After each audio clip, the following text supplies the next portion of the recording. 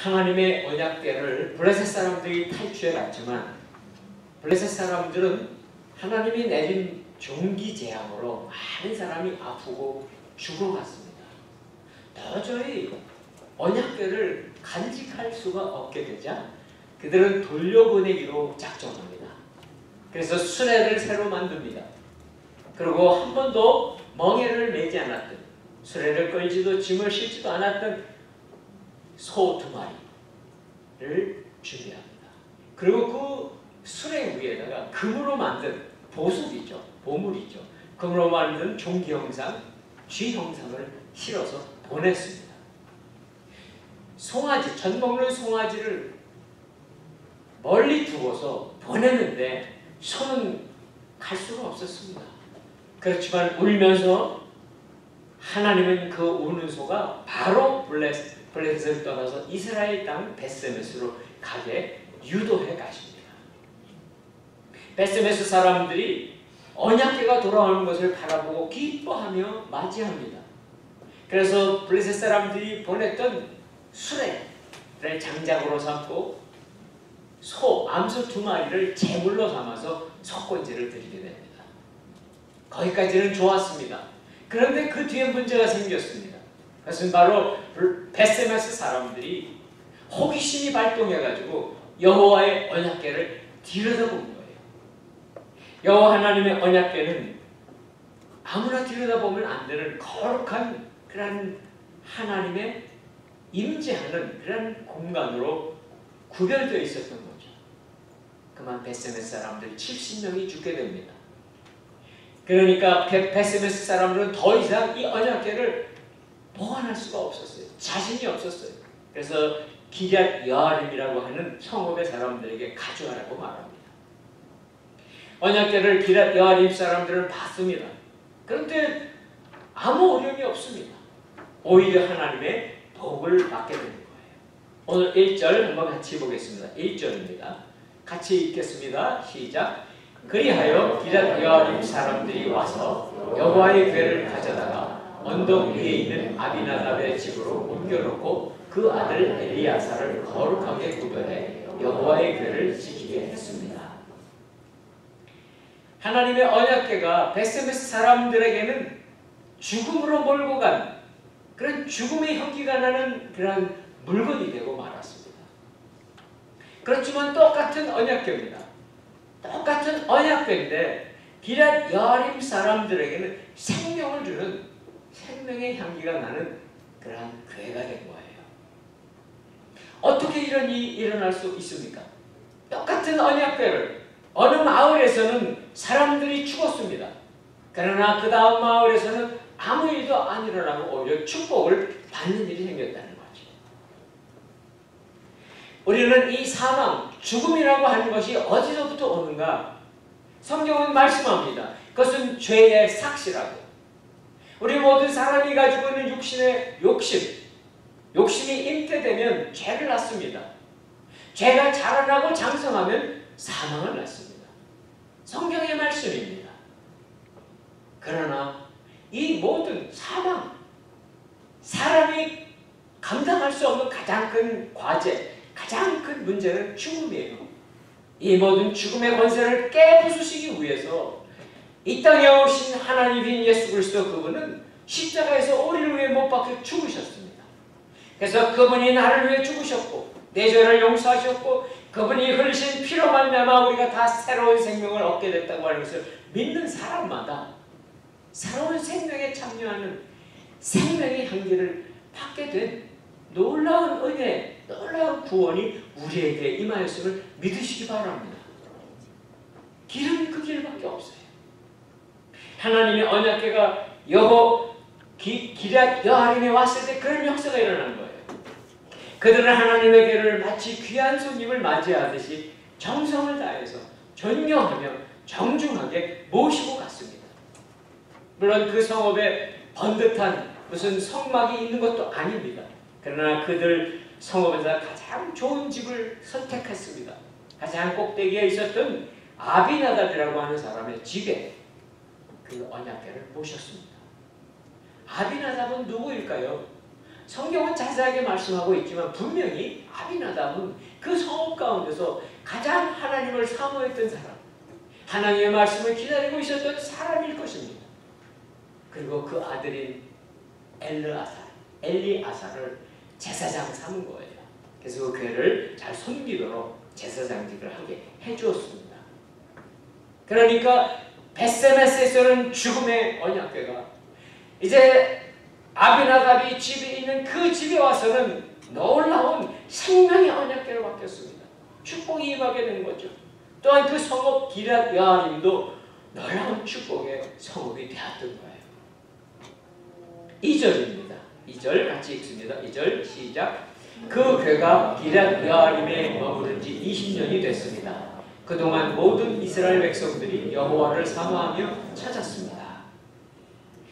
그런데 이 언약궤가 모셔져 있는 기럇 여아림에게는 좋은 일입니다. 복된 일입니다. 그렇지만 이 상황이 전체 이스라엘 백성에게 볼 때는 뭔가 부족합니다. 좋다고만 할 수 없습니다. 왜냐하면 원래 언약궤가 있어야 할 곳은 실로라고 하는 성막이었습니다. 언약궤는 성소 안에, 성막 안에 있어야 하거든요. 그런데 그 성막이 있었던 실로, 그 실로는 블레셋 사람들이 와서 다 파괴해버렸어요. 다 없애버렸습니다. 언약궤가 갈 수 있는 공간이 없는 상태로 시간이 가고 있습니다. 분명히 언약궤는 돌아왔습니다. 이스라엘 백성 중에 거하고 있습니다. 그런데도 불구하고 오랜 세월 동안 오늘 2절에 나와 있는 것은 20년이라고 하는 세월이 또 지나는데 그동안에도 이스라엘은 블레셋의 통치를 받고 있는 거예요. 압제 밑에 있는 거예요. 착취를 당하고 있었던 거예요. 도대체 그럼 이 긴 시간이 가는 동안에 선지자 사무엘은 어디에 있었나? 뭘 하고 있었을까? 하나님 왜 그대로 20년을 보내가고 계실까? 의문이 들지 않으세요? 말씀의 인재가 돌아왔습니다. 하나님의 언약궤도 돌아왔습니다. 그러나 하나님의 말씀이 흥왕케 되는 일이 금방 이루어지지는 않는다는 거예요. 그리고 또한 블레셋이 주는 고통도 끝나지를 않고 있는 거예요. 사무엘은 뭐 했을까요? 분명히 선지자 역할을 하고 있었습니다. 그는 그동안에 이스라엘 곳곳에 고난당하고 있고 힘들어하고 있는 백성들을 찾아다니면서 하나님의 말씀을 전하며 위로하고 격려하고 있었을 거예요. 우리 조금만 더 기다리자. 하나님의 말씀 의지하고 약속 붙잡고 조금만 더 기다리자. 그러고 있었을 것입니다. 이러할 때 이스라엘 백성들의 마음이 어떠했을까요? 마치 어떨 때 우리가 갖는 이런 마음하고 비슷할 거예요. 우리가 신앙생활의 여정에 보면요. 특히 처음 신앙생활을 할 때에는 내가 기도하면 돼. 내가 이대로 믿고 달려가면 모든 일이 술술 풀릴 거야. 그런 마음을 갖고 시작합니다. 그런데 막상 이 세상 부딪혀 보세요. 여러분 이 세상 상황 속에 부딪혀 보십시오. 마음대로 되는 일이 그렇게 많지 않다는 거예요. 우리가 직장생활도 그렇습니다. 여러분 직장에서 부딪히는 일들도 맨날 새로운 문제들이 생기지 않습니까? 사업하는 분들도 마찬가지입니다. 항상 새로운 어떤 어려움이 생깁니다. 공부하는 학생들 학업도 마찬가지입니다. 끝이 없는 것 같아요. 그러다 보면 우리가 가진 믿음은 점점 작아지고 언젠가는 사라져 없어진 것 같고 세상은 너무 엄청난 태산같이 우리 앞에 딱 버티고 있습니다. 그럴 때 우리가 갖는 태도가 뭘까요? 그럴 때는요. 그래 열심히 한번 해보자. 내가 있는 힘을 다해서 달려가보자. 열심히 합니다. 땀 흘리고 쏘고하면서 합니다. 그런데 그렇게 많은 노력을 기울였는데도 불구하고 열매는 별로 없다는 거예요. 안타깝죠. 그제서야 하나님의 백성들이 하나님께 돌아가야 되겠구나. 하나님이 함께 주셔야지만 열매다운 열매가 맺게 되겠구나. 그런 마음이 드는 거예요. 그것이 바로 언약궤가 이스라엘에 돌아왔습니다. 20년이 됐을 때 그들의 마음에 갖는 생각이 그런 마음이었어요. 3절입니다. 3절과 4절 우리 같이 한번 읽도록 합니다. 3절, 4절 시작. 그러자 사무엘이 이스라엘 온 집에 말했습니다. 만약 너희가 온 마음으로 여호와께 돌아오려면 이방 신들과 아스타롯을 없애고 여호와께 자신을 맡기고 그분만을 섬기라. 4절 그리하여 이스라엘 백성들은 바알과 아스타롯을 버리고 여호와만을 섬기게 됐습니다. 우리가 어떨 때 몸이 아픕니다. 물론 의사 선생님들이 아프면 진단해서 뭐 때문에 아픕니다. 가르쳐주면 그래도 마음이 조금은 낫습니다. 그런데 아프고 답답한데 왜 아픈지 병명을 모를 때 얼마나 힘든지 몰라요. 사실 병명을 확실하게 알면 치료에 이미 시작은 된 거예요. 어느 정도 우리가 길을 알 수가 있어요. 영적인 상황도 마찬가지예요. 이스라엘이 지난 20년 동안에 겪은 그 세월들, 아니 20년 사실은 더 돼요. 그 이전서부터 끊임없이 블레셋은 이스라엘 백성들을 괴롭혀 왔습니다.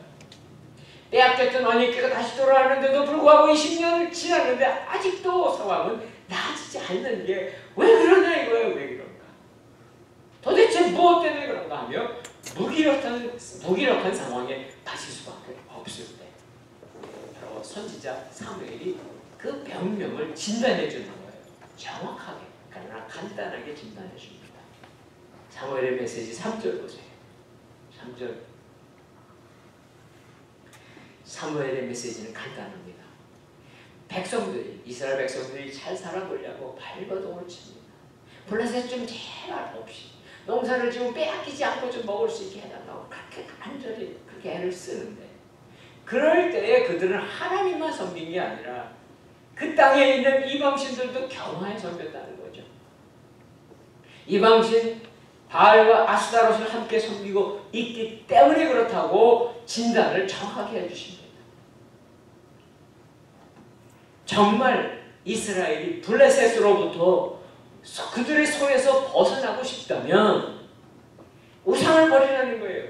전심으로 하나님 한 분만을 믿으라고 말씀하고 계십니다. 하나님의 백성들에게 가장 싫어하는 게 무엇일까요? 첫 번째 싫어하는 것은 무엇일까요? 바로 십계명의 첫 번째입니다. 하나님 이외에 다른 신을 두지 않는 것입니다. 그것이 하나님의 백성들이 해야 될 첫 번째입니다. 이방신 바알과 아스타롯을 제해 버리라는 거예요. 그런데 이스라엘 백성들이 왜 제하지 못할까요? 왜 내려놓지 못할까요? 왜냐하면 주위에 있는 사람들의 눈치를 봐야 됩니다. 때로는 주위에 있는 사람들의 도움을 받아야 됩니다. 그런데 선지자 사무엘이 말하고 있는 것은 무엇입니까? 그것은 오직 하나님이 주시는 그 능력만 의지하라는 거예요. 우리가 기억해야 될 게 있습니다. 그것은 바로 우리도 이 세상에 살아가면서 수많은 도움을 때로는 받기도 합니다. 물론 혼자서 어떻게 다 일을 하겠습니까? 그러나 이 문제를 풀기 위해서 세상에 있는 도움을 만일 여러분이 다 거절한다고 할지라도 하나님 아버지께서 우리에게 행하시는 일은 반드시 있습니다. 바로 하나님께서 예비하신 그 길을, 그 축복된 길을 반드시 챙겨주시는 분이 하나님이시라는 거예요. 바꿔서 말씀드리면요, 하나님이 자녀들에게, 우리들에게 작정해 두신 축복이 있으면 그 축복은 어떻게 하든지 우리에게 와야 된다는 거예요. 그런데 우리가 하나님을 잘 믿지 못합니다. 우리가 믿는다 할 때 우리가 말합니다. 나는 내 믿음이 많지 않아서 적어서 그것을 수치화해서 말하기는 좀 어렵지만 난 믿음이 거의 한 50% 정도 될 거야. 그것만도 못해. 난 믿음이 10%도 안 되는 것 같아. 어쩔 때는 5%도 안 되는 것 같아. 또 어떤 사람은 그래요. 난 믿음이 좋지만 난 90% 정도밖에 안 되지. 아니 99% 진짜 100%라고 말할 수 있는 사람이 누가 있겠습니까? 자신이 없잖아요. 그런데 하나님이 보시는 우리의 믿음은 사실 두 가지밖에 없어요. 100%이든지 0%이든지 둘밖에 없어요. 그러니까 50%든 70%든 99%든 똑같습니다. 참 우리 마음으로는 쉽진 않잖아요. 그럼 어떻게 해야 돼요? 어떻게? 쉽지 않은 게 맞습니다.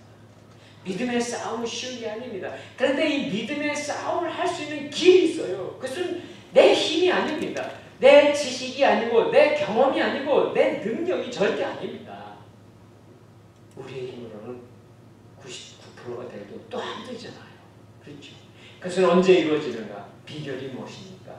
그 비결은요, 하나님의 말씀. 오늘 사무엘 선지자를 통해서 주시는 것은 하나님의 음성이에요. 하나님의 말씀을 여러분이 읽고 듣고 묵상할 때에 그 말씀이 여러분에게 감동을 줘야 됩니다. 여러분 마음을 한데 뻥치는 그런 역사가 일어나야 됩니다. 성경을 읽다가 말씀이 확 살아나서 책에서 튀어나오는 역사가 일어나고 내 마음속에 말할 수 없는 감동이 일어나야 돼요. 그런 일을 경험하시는 우리 모두 되시기를 축원합니다. 그런 다음에 문제가 달라져요. 그러고 나면 결단할 수 있는 거예요. 평소에 할 수 없는 일을 우리가 결단할 수 있는 거예요. 우리가 세상에 한쪽 다리 걸치고 하나님께 또 다른 다리 걸치고 양다리 걸치고 삽니다.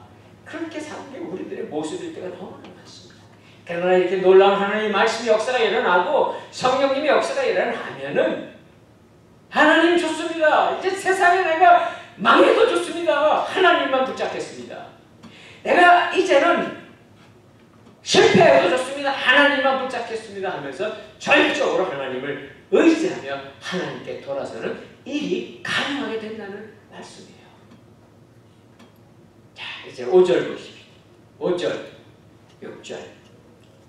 5절, 6절. 이제 하나님의 역사가 일어나기 시작하는데 그 과정이 뭐가 하나 꼭 통과해야 돼요. 이것이 5절, 6절 말씀입니다. 함께 읽습니다. 시작. 그러자 사무엘이 말했습니다. 모든 이스라엘은 미스바로 모이라. 내가 여호와께 너희의 죄를 용서해 달라고 기도하겠다. 6절. 그들은 미스바에 모여 물을 길어다가 여호와 앞에 붓고 그날 거기서 금식하며 우리가 여호와께 죄를 지었습니다 하고 고백했습니다. 사무엘은 미스바에서 이스라엘을 다스렸습니다.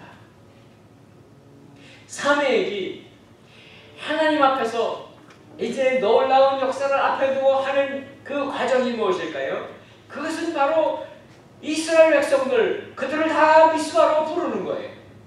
미스바는 예루살렘에서 조금 북쪽에 있는 산악지대에 있는 마을입니다. 그러니까 산에 있는 기도원 같은데, 기도원. 그렇죠? 요즘은 한국에 있는 성도들이 산기도 잘 하지 않습니다.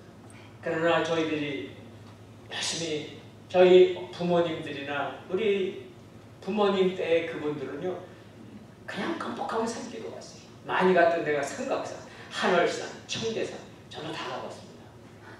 가서 뭐 하는 줄 아세요? 나라와 민족을 위해 기도하는 거예요. 물론 자기 개인 기도도 하지만 이스라엘 백성들을 미스바 산 기도원으로 다 모이라는 거예요. 그리고 모여서 하는 기도는 다른 게 아니에요. 우리 스스로 죄를 고백하게 하는 기도를 하게 하는 겁니다. 그 과정을 통과하라는 거예요. 사무엘은 백성들의 연약함과 죄와 허물을 여호와 하나님께 간구하는 그 일을 죽게 하는 중보자 역할을 하는 것입니다. 물론 우리들에게도 중보자가 있으셔야 됩니다.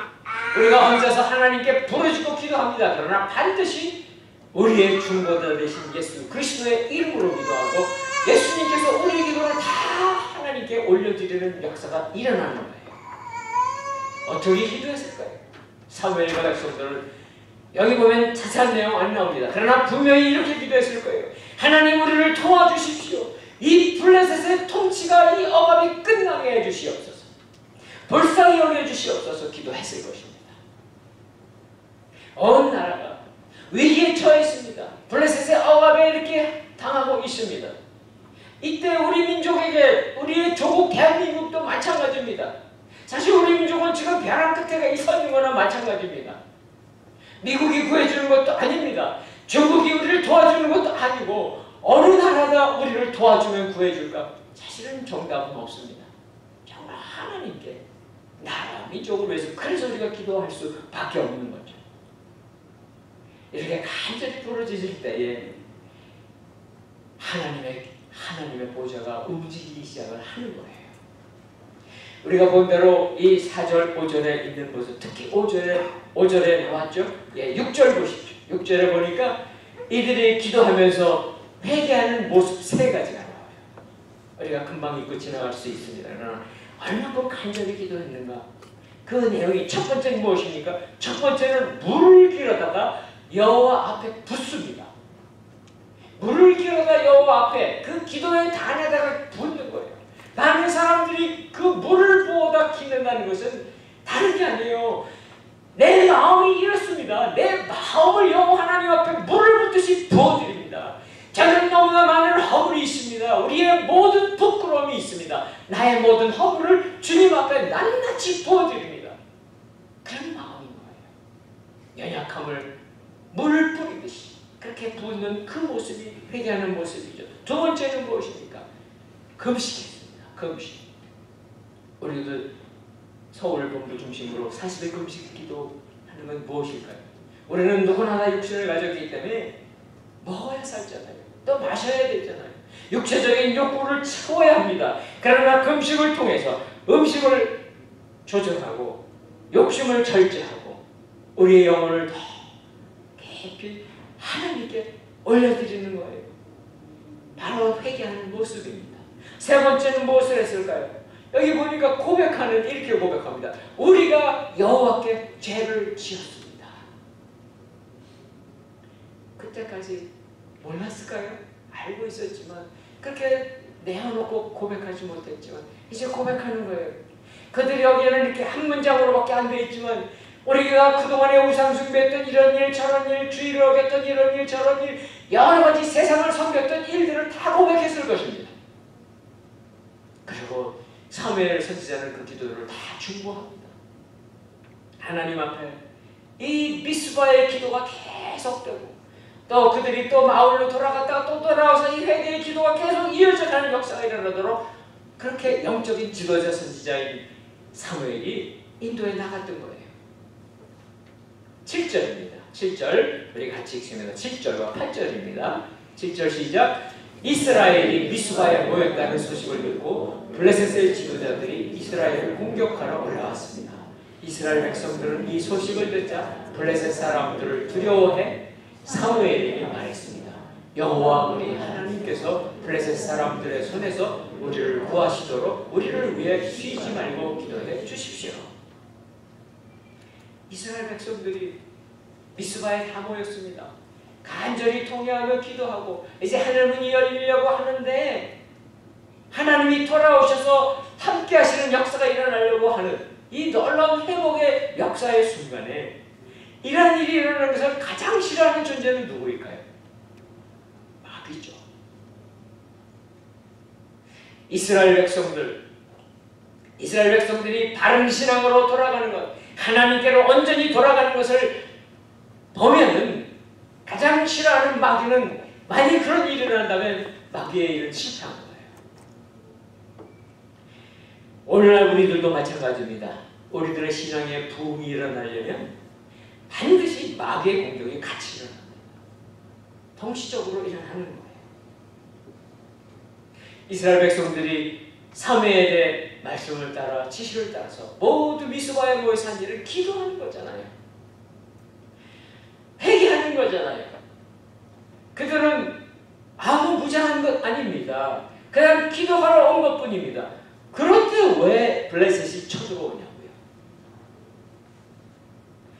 이스라엘이 신앙운동을 벌이고 우상을 내버리는 일이 블레셋하고 무슨 상관이 있습니까? 아무 상관 없습니다. 그럼에도 불구하고 블레셋이 군대를 이끌고 이스라엘을 공격하러 온 이유는 바로 블레셋 군대의 뒤에 조정하고 있는 마귀가 역사하고 있기 때문이에요. 우리들에게도 마찬가지입니다. 하나님의 백성들, 하나님의 자녀들이 하나님과 붙어있으려고 애를 쓰고 다시 회복해서 하나님께 돌아가려고 애를 쓸 때마다 대적 원수인 마귀는 어찌하든지 그것을 방해하려고 결사적으로 달려드는 거예요. 이런 일, 저런 일, 생각지도 않는 일들을 통해서 우리를 기회를 죽이고 우리의 마음을 다 이렇게 망가뜨려 놓는 거예요. 그러니까 금식 기도하며 아무 무장도 하지 않은 그런 사람들 앞에 군대가 쳐들어오면 어떻게 해요? 할 일이 무엇이 있습니까? 힘이 아무것도 없어요. 맨주먹밖에 없습니다. 정말 여호와 하나님께 매달리는 일밖에 없죠. 그래서 백성들이 선지자에게 말합니다. 하나님께 기도해 주십시오. 우리가 지금 이 어려움에 처해 있는데 하나님께 선지자께서 기도해 주십시오. 그 앞에 말씀대로 그렇게 했잖아요. 선지자를 통해서 약속해 주셨거든요. 우상을 버리고 여호와만 섬기면 그분이 하나님께서 너희를 블레셋 사람의 손에서 구해내실 것이다 약속 받았잖아요. 그러니까 그 약속 붙잡고 선지자에게 부탁하는 거예요. 우리를 왜 중보기도를 달라. 그런데 사무엘이 한 가지를 또 합니다. 중보기도 하기 전에 또 합니다. 그것은 7절 다시 한번 보세요. 7절에 보니까 7절 9절입니다. 9절입니다. 9절에 보니까 사무엘이 번제를 드립니다. 그런데 번제를 드릴 때 이 이스라엘 백성들이 좋은 마음 했습니까? 그들을 위해 번제를 드릴 때 젖 먹는 양 한 마리를 드려요. 너무 작지 않습니까? 어린 양 한 마리. 이 어린 양 한 마리를 제물로 드립니다. 작습니다. 너무나 보잘것없습니다. 그러나 그것은 바로 이 백성들을 위한 백성들의 간절한 마음, 겸손한 마음, 가난해진 마음, 그 마음을 그 양 한 마리, 새끼 양 한 마리에다가 담은 거예요. 바로 이 어린 양 한 마리는 오늘 우리 모든 인류를 위해 죄를 대신 지시고 유월절 어린 양이 되셔서 십자가에 못 박히신 예수 그리스도 그 어린 양이세요. 비록 작지만, 비록 생명은 하나이기에 보잘것없지만 놀라운 구원의 역사가, 온 인류 구원의 역사가 예수 그리스도를 통해서 일어나고 오늘 우리에게 주시는 말씀입니다. 이 어린 양 한 마리 제물로 받으시고 응답하셔요. 어떻게 응답하실까요? 엄청난 응답을 하시는데 10절입니다. 10절, 11절 같이 읽습니다. 10절 시작. 사무엘이 번제를 드리는 동안 블레셋 사람들은 이스라엘과 싸우려고 가까이 오고 있었습니다. 그러나 그날 여호와께서 블레셋 사람들에게 큰 천둥 소리를 내어 당황하게 하셨으므로 그들이 이스라엘 백성들에게 패했습니다.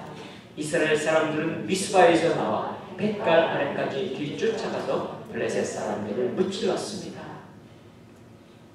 우리는 하나님이 어떤 분인가를 아셔야 하는데 우리가 하나님께 한 걸음 다가갑니다. 돌이키고 한 걸음 다가갈 때 하나님은 어디 계실까요? 하나님은 그냥 계시지 않는다는 거예요. 우리가 겨우 한 걸음밖에 안 갔다면 하나님은 우리를 향해 다가오는 그 걸음이 10걸음도 더 된다는 거예요. 하나님은 우리들이 하나님께 돌이키고 하나님을 전적으로 의뢰하는 그 한 사람 한 사람을 절대 외면하지 않으시는 분이 하나님이세요. 그러니까 블레셋 군대가 이 제사 드리는 이 자리까지, 번제를 드리는 자리까지 가까이 왔다는 거예요. 이제 꼼짝없이 다 사로잡혀서 다 죽을 거예요. 사무엘을 포함해서 다 죽을 수밖에 없습니다. 그럴 때 하나님만이 쓰실 수 있는 무기입니다. 물론 여러 가지가 있죠. 그 중에 한 가지인 천둥소리. 여기 보니까 큰 천둥소리. 천둥소리가 조금만 나도 참 두렵습니다. 여러분들도 경험해 보셨죠? 큰 천둥소리는 이 모든 적군들, 블레셋 군대를 완전히 꼼짝 못하게 하고 혼비박산에서 다 흩어져 버리게 하는 그런 천둥소리를 계속 내시는 거예요. 하나님의 무기는 제약이 없으세요.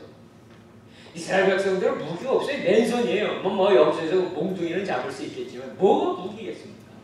마치 오늘날로 얘기하자면 적군은 총과 칼로 달려왔는데 겨우 아군은 그저 농기구나 몽둥이밖에 들지 않은 그러한 싸움이 누가 이기겠습니까?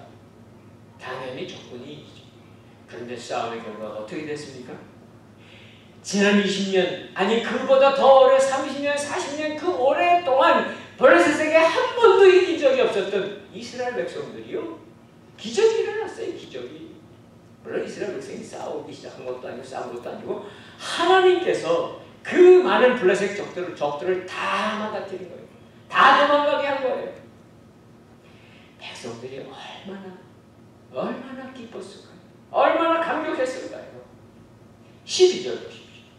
12절 같이 읽습니다. 12절 시작. 그때 사무엘이 돌을 들어 미스바와 센 사이에 두고 여호와께서 여기까지 우리를 도우셨다라고 말하며 그곳을 에벤에셀이라고 불렀습니다. 이 블레셋을 그냥 쫓아가는 거예요. 그러니까 쫓아가기만 해도 블레셋은 뒤도 못 돌아보고 그냥 도망을 가는데 이스라엘 백성들이 뒤를 쫓아가서 경계선을 지나갑니다. 이스라엘과 블레셋 경계선을 지나서 블레셋 땅 안으로 벳갈이라고 하는 곳까지 또 쳐들어갔어요. 엄청나게 승리한 거죠. 이제 이 승리한 기념비를 세우는 거예요, 사무엘이. 그래서 이 기념비를 에벤에셀이라고 하는 기념비를 세웁니다. 있을 수 없는 승리죠. 한 번도 경험해보지 않았던 승리.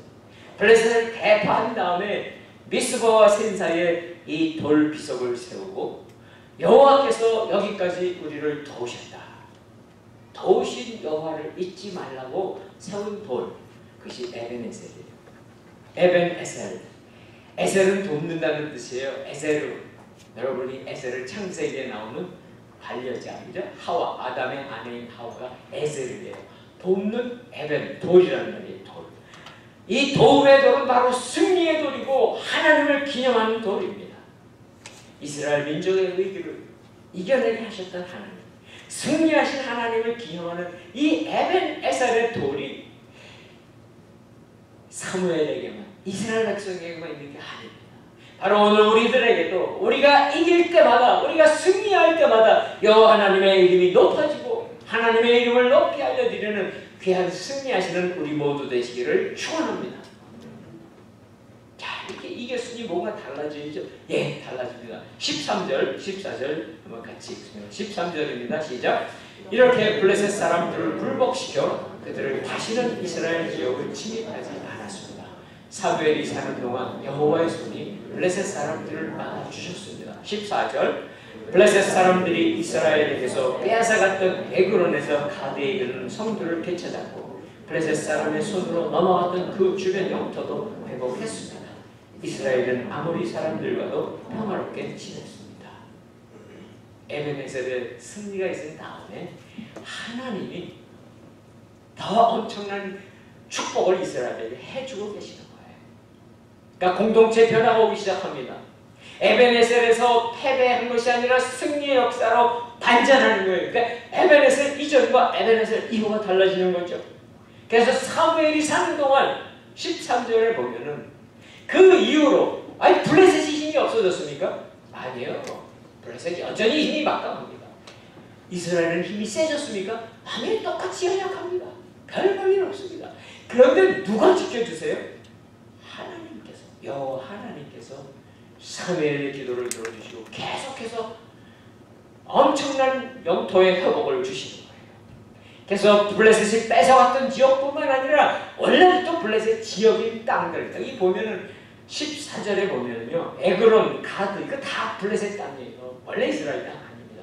그 땅까지도 다 어떻게 주시죠? 군대도 없는데 다 들어가는 거예요. 블레셋 백성들이 다 퇴각해버린 거예요. 이스라엘 백성들은요, 하나님하고의 관계가 끊어졌을 때, 망가졌을 때에 그들은 그들에게 주셨던 하나님의 축복 다 뺏겼습니다. 그들에게 주어주신 땅도 뺏겼고 다 뺏겼습니다. 그런데 이스라엘 백성들이 회개했습니다.